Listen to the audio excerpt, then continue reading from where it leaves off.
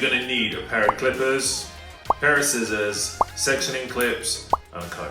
First of all, what you want to do is section the hair out so you know what's going to be short and what's going to be longer. So, sides and back. Take a section from the temple area and follow it through to the bone in the back, which is called the occipital bone. That's a great guideline to create your fade. Just before you start cutting, make sure you go for a head size that's longer than what you're used to.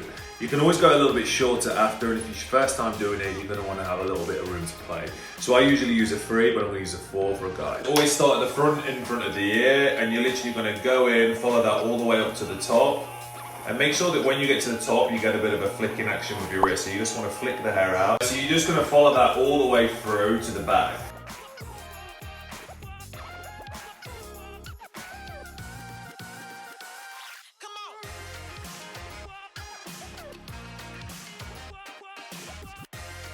During this point, always start from the front, work to the back. Once you've got that going and you like the length, follow the same on the opposite side. Now what we're going to do is create a little bit of a fade. So I'm going to use a shorter head than what I just used on my clipper attachment. I used a 4, now I'm going to go down to a 3.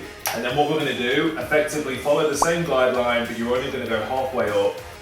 So keeping it nice and tight around the hairline, which is kind of effectively what a fade is. So in at the root, and remember halfway flick it out. So you're not going to continue this to the top, you're just going to do this around the bottom of the head.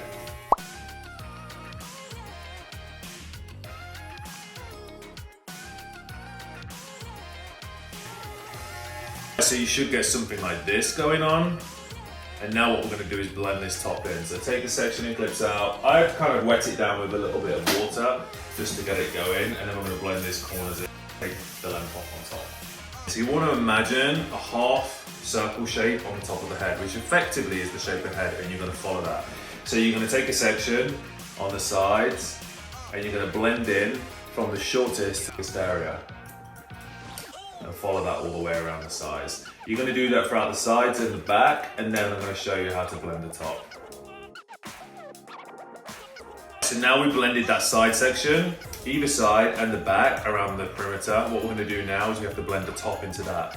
So what you want to imagine is a half moon shape. So from here, you're going to imagine this curve around into what you just cut here. So you're creating like a half moon shape effect.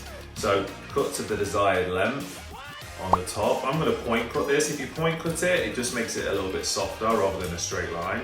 And then you're going to continue that on the corner here. Take that corner off, remember that half moon shape, and you're going to blend it in. Alright, so we're just going to continue doing that throughout the rest of the haircut. So take that middle down, and then remember taking that corner section in and blending the two into each other.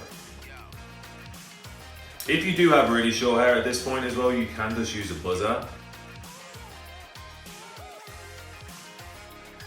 Alright, we're getting through this pretty nicely. So now what you want to do is we're blending in the top. My tip for the bang bit at the front, if you want to keep a bit of length, is just to pull it backwards upon itself. If you pull it backwards when you cut it, you'll create a little bit more length and leave like a slight front for you guys to play with.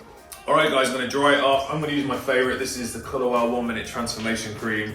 It has avocado in it. It's really moisturising. It just helps for me styling the hair and keeping it nice and tame. So you should get something that looks like this. So nice and tight at the sides, longer length on top.